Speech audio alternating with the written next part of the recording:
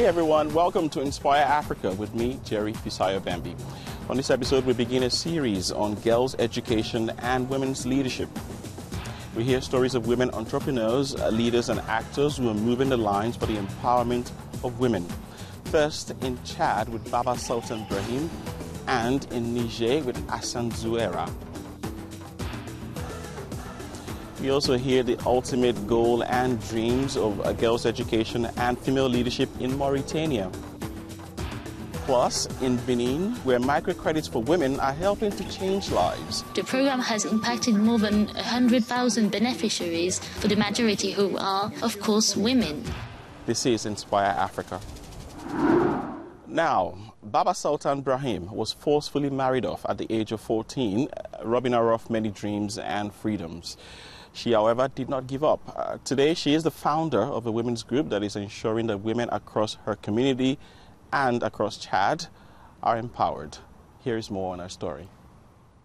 In Chad, it is estimated that more than 50% of the country's 16 million inhabitants are women, according to the latest census. More than half of this population live in rural areas where life is becoming increasingly difficult for women, especially young girls, in areas far from the main cities. In the sub-district office of Mani, less than 200 kilometers from the capital in Jamina, a brave woman who is a victim of child marriage is fighting for the empowerment of this locality. Early marriage has consequences. The girl, if she's not matured, after marriage there will still be pregnancies. And with this pregnancy, what will happen to the girl? The SWEDD project has helped us a lot in the empowerment of women. They have provided us with a tractor. They trained our daughters who now drive the tractor. Thanks to this diverse support of NGOs, the women's group led by Baba Sultan Brahim has won the hearts of the local women.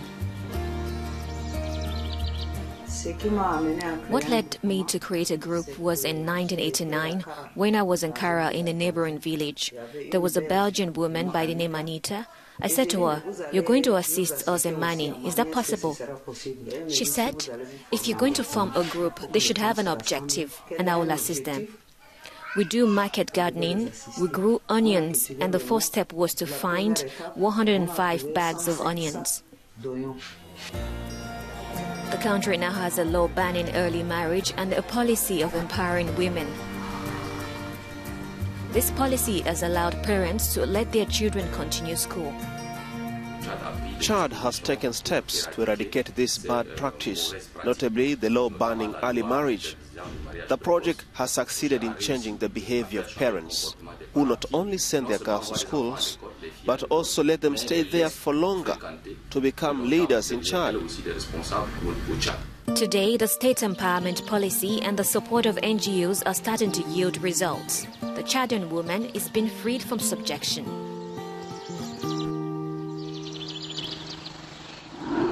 And now to Niger. Hassan Zouera of Niger's police was recently declared the 2021 winner of the United Nations Population Award. Zouera was recognized as a leader in the fight against gender-based violence and also for her contributions in making Niger a safer place for women and girls.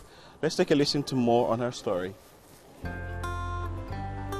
In Niger, the government has taken stern action in the fight against gender-based violence directed towards minors and women. This police commissioner, Hassan Zouera, has been spearheading this new mission, and that is to protect women and minors against any form of violence in Niger. Her outstanding contribution to the people of Niamey has earned her the 2021 United Nations Population Award. Je me sens honoré à travers ce prix. I feel honored through this award.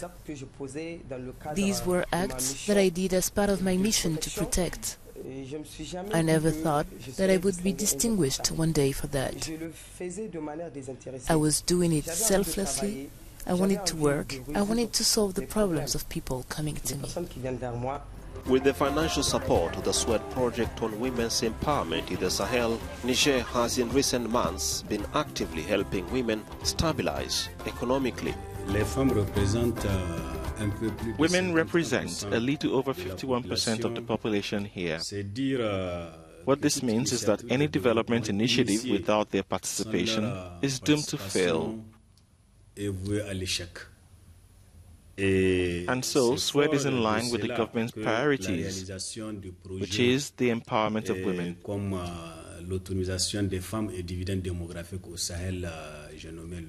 Already on its 5th year of implementation, several activities have been developed by SWEDD to ameliorate this important segment of the Nigerian society,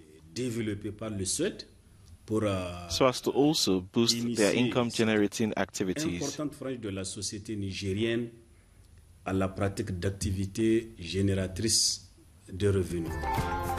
With her distinction and exemplary work, the Police Commissioner Hassan Hausseize Zwera has been a role model to her colleagues and even the entire Nigerian people. If you're just joining us, you are watching Inspire Africa with me, Jerry Fisayo Bambi. Now, Mr. Usman Kani is the Minister of Economic Affairs and Productive Sectors in Mauritania. He also chairs the Regional Steering Committee of the SWEDD project and joins me now from Nouakchott. It's good to have you with us, Mr. Kani, and thank you very much for joining us. So, first off, why are girls' education and the strengthening of women's leadership in the Sahel key points of this year's Stronger Together project? Education is the way you have to go through for every individual, every child, boy or girl. Girls in the Sahel come from a historical handicap, so we need to fight this. For young girls, education is the foundation. Progress has been made since the conference in Beijing in 1995, but we know that girls in Africa, and in the Sahel in particular, are substantially behind in questions of leadership or education. It is the duty of the SWEDD program to make it a priority, which we are doing because it is through this that they will acquire their rights. In light of the current health crisis, what is the project doing to currently help women and girls cope with the pandemic? First, by accompanying states in their efforts to support populations in general. The SWEDD program insists in particular on actions to be taken to bring children to protect themselves, and by the distribution of kits with a targeted awareness on these young girls. So it is about protecting them more. I have to say that unlike other regions of the world, despite the pandemic, the Sahel has not been too much hurt by violence, by gender-based violence against young girls. But this is SWEDD's mission, to protect children.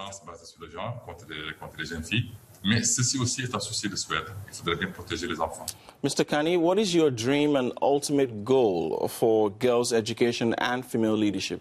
I dream as you do, as any African citizen. I dream to see our sisters, our daughters, our grandchildren recovering their rights, flourishing, well-educated, occupying the spaces they deserve in the society, in any field, economic or social or political fields. I dream that they believe in themselves. I believe in their capabilities, in their potential. I'd like to thank you very much. Thank you. From Mauritania, we move on now to Benin, where we've got Madame Veronique Togni-Fode, the Minister of Social Affairs and Microfinance, joining us. It's good to have you with us, Madame Veronique. As a female minister, you embody this female leadership in key areas for women's empowerment. How does this make a difference for women and girls? I have both a personal and professional commitment to empowerment, to women's leadership, and I think it's important for younger generations to have inspiring role models. Role models play an important role in how we see things and can help deconstruct the clichés and stereotypes that tend to perpetuate social and unequal norms in our society. This is the reason why the very first thing I have done in my department was to deploy the Abasachi campaign, which means my body, I need to take care of it. It allows us to go to several schools to meet young girls and teenagers, to dialogue with them or to encourage them to develop their self-esteem, to adopt responsible behaviors by identifying the risks, to flee the easy solutions which are ephemeral, and especially to exhort and encourage them to believe in all the luck of success with hard work and determination. As a minister in charge of social affairs and microfinance, how does microcredits for women change the situation of the community and the nation? Studies have shown that women's economic empowerment is fundamental to poverty reduction and is a prerequisite for sustainable development, as women are at the heart of any development project. Investing in women's economic empowerment is the surest path to gender equality and poverty eradication, and then inclusive economic growth. Microcredit is a learning credit, if we can say that, to contribute to the economic empowerment of the disadvantaged through the development of income-generating activities and by strengthening the financial capacities of women, and especially their financial inclusion. And with microcredit, we can promote their personal development and enable them increased participation in social life. An evaluation of the former program has shown that, in general, access to credit contributes significantly to the empowerment of the living condition of households by increasing their sources of income. Little money, big changes. This is often how microfinance is summarized. What are you doing in Benin to facilitate women's access to microcredits? The government of Benin has made the issue of women's access to microcredit a real priority. To this end, several programs and reforms have already been initiated, and the issue of identification was fundamental, not only to have access to basic services, but also to obtain credit. And measures have been taken to reduce the costs of issuing land titles, which have been dematerialized, to allow for the improvement of the business environment and credit conditions. For women specifically, a microcredit program has been launched to help disadvantaged women to start or strengthen their activities. It is, for example, the Alafia microcredit. It aims to grant them credits between 30 and 50,000 CFA francs, which is around $100. The program is funded at 10 million CFA francs per year by the state and is accompanied by a large financial education campaign, which is, as you know, very important. In less than 9 months, the program has impacted more than 100,000 beneficiaries, for the majority who are, of course, women. The same program has issued biometric identification documents to over 30,000 women to enable them to access other essential services. Madame Veronique Tognifode, I'd like to thank you very much. Thank you. And that's it on this episode of Inspire Africa. For more on the episode, you can go to Inspire Africa in the program section on Africanews.com. I'll see you some other time. Bye.